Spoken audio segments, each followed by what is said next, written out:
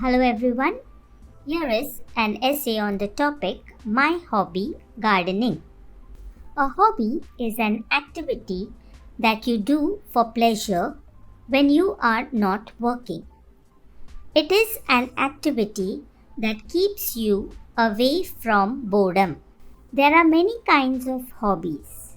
For example, singing, reading, photography, gardening, painting, swimming, etc.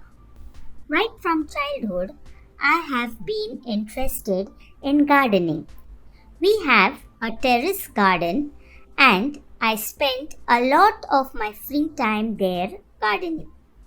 I know a bit about the types of soil needed for different vegetables and flowers.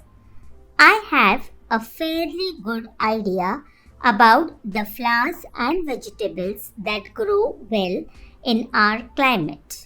I also do grafting and cutting off the undesired branches. I take great pleasure in these works.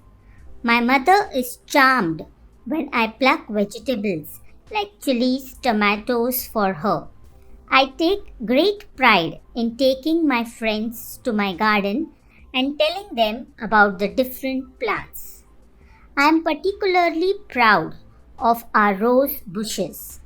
My hobby is not expensive. Gardening is a good workout.